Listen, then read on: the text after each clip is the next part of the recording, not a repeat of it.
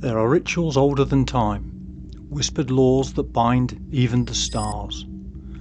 But what happens when obedience falters, when the divine pauses even for something as small, as ordinary, as tea? Tonight we open the door into the dining hall of eternity, where family, order and rebellion sit at the same table. This is the tea time of the gods. Tea time, children! Mother's voice rippled through the ancient halls like a bell tolling across eternity. It was not merely a summons, it was a command, woven into the very fabric of existence. The walls shivered at the sound, the great celestial orrery above them trembled, and for a moment, reality itself seemed to pause in deference. The air thickened, humming with an unseen pulse, pressing against Uriel's bones as though urging obedience. He stood in the doorway watching as Michael and Gabriel tended to Father's latest creation. The device, a massive celestial sphere, hovered just above the ground, its surface etched with intricate patterns that pulsed with quiet light. Within, tiny orbs spun in perfect harmony, a miniature reflection of the cosmos. Michael turned the handle with a steady rhythm, while Gabriel scribbled notes into a thick ledger. Uriel's gaze lingered. A strange unease crawled up his spine. The sphere was beautiful, divine in its craftsmanship, yet something about it felt wrong. Not just a machine, not just a symbol of order. It was watching. It was listening. The hum beneath his feet deepened, a vibration curling through his ribs, not merely sound but something more, something aware. His pulse quickened as he remembered Father's warning.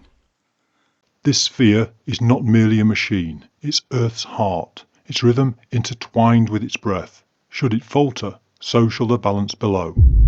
And yet, for all its divine significance, tea time remained the greater law. The aroma of tea and freshly baked bread curled through the air, warm and inviting. The contrast was suffocating. Uriel tore his eyes away from the sphere and joined his siblings at the long dining table. The others were already seated, their faces drawn, shadows pooling beneath their eyes. They'd spent the day in quiet tension, aware of Father's unseen temper, a storm that could erupt without warning. "Uriel, wash your hands before you'll sit," Mother said, her voice sharp as it was serene. "Michael, Gabriel, leave that thing alone and come to tea now." Michael hesitated, his hands trembling on the handle. "But Mother," he began, glancing at the sphere. "Father said the handle must never stop turning." "Enough!" Mother snapped, her tone as unyielding as the turning of the heavens. "Your father's commands are not law here. I am law at tea time. Ritual keeps us whole. Without it, we unravel." The weight of her words settled over them. Not merely instruction, but absolute truth. Even the stars beyond the window seemed to hold their breath. Gabriel looked up from his notes, his face pale. A flicker ran through the sphere's glow, like a breath caught in its throat, as if it too sensed the impending disruption. "And where is Lucifer?" Mother asked suddenly, her eyes narrowing. "Has anybody seen him?" A tense silence followed. Uriel's breath hitched. At that exact moment, the hum beneath them faltered, just a whisper of hesitation. He glanced towards the stairwell that led to the basement. No one spoke, but they all knew. Lucifer was down there, in the one place Mother had forbidden them to go. "Sir Raphael," Mother said sharply, "fetch your brother now." She stood, her movements hesitant as she cast a nervous glance at the stairwell before disappearing into the shadows. Michael's grip on the handle tightened. "Mother, please, if I stop—" "You will stop," she cut in. "Sit down now." For a heartbeat, Michael didn't move. His knuckles whitened, his chest rising and falling too quickly. He turned to Gabriel, silent pleading in his eyes. Gabriel only stared down at his notes. The handle was warm in his grasp, almost alive. It pulsed. It pleaded. Michael inhaled sharply, then, with a final, reluctant glance at Gabriel, he let go. The hum ceased, and for a moment, nothing happened. Then the orbs within the sphere slowed, their intricate dance grinding to a halt.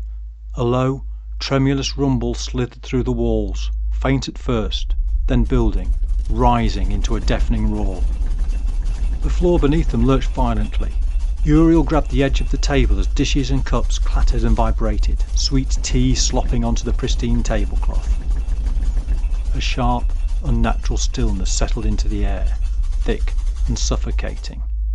Through the windows, the world below convulsed, as though writhing in agony. Oceans surged over continents, mountains crumbled, and cities disintegrated into dust. Gabriel gasped, "The handle, Michael, the handle!" But it was too late. The sphere shuddered, its glowing patterns dimming as the hum died away.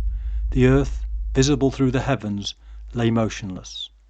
Its seas turned to glass, its winds silenced, as though having drawn a final, choking breath. And then a sound, faint, almost imperceptible. Uriel stiffened, cold rippling through his veins. It was laughter, low and mocking, drifting up from the basement. Lucifer emerged from the shadows. In his palm he held something small, a single glowing orb, stolen from the machine before it halted. A world unshackled, not broken, but free. The sphere's orbs had turned in perfect order, an unerring pattern dictated by divine law. But now they could move on their own rhythm, their own chaos. A world that lived not because it was commanded to, but because it chose to. Lucifer met Uriel's gaze and smiled. "You see it, don't you?" he muttered. "The beauty of it." And for the briefest moment, Uriel did. He imagined it, a world beyond the confines of celestial order, a world that breathed without permission, that spun not because it was told to, but because it wanted to. He felt it settle into his chest, not just an idea, but a longing, a whisper of something almost forgotten. His fingers twitched. Then he exhaled sharp and unsteady, and in the next breath the longing turned to fear. No.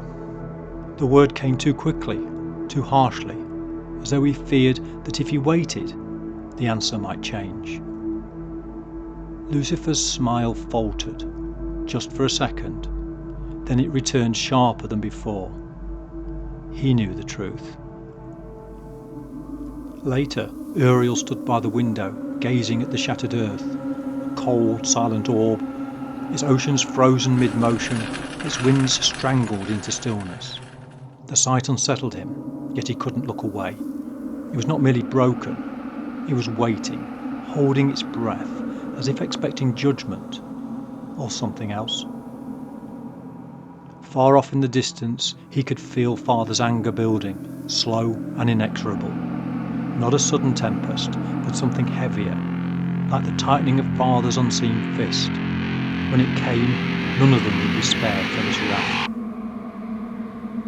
His gaze flickered back to the sphere. Its hum had ceased. The orbs lay still, save for the empty slot where Lucifer's stolen piece belonged. That absence was not merely a gap in the mechanism. It was a wound, raw and gaping, something that should have healed, but refused to close. He felt it like an ache beneath his ribs, an absence in more than just the machine. Uriel's lips twitched into a faint smile, though it didn't reach his eyes. He had seen what Lucifer saw, and though he had turned away, the vision had not turned away from him. Perhaps Father would mend the sphere, perhaps he wouldn't. Either way, his world had already changed. Tea would be served tomorrow, but the ritual would not erase what had been done, and for the first time Uriel wondered not just whether order would endure, but whether he still belonged to it. The table has been cleared, yet the echoes remain. Order fractured, a world left trembling, and the quiet laughter of rebellion still drifting up from the shadows. The gods will gather again, as they always do, but nothing will ever be the same. You've been listening to The Stars Are Hollow. If the darkness has unsettled you, stay with us. More tales of the divine, the strange and the inevitable await. Like, subscribe and follow so that you too may take your seat at the table before the tea grows cold.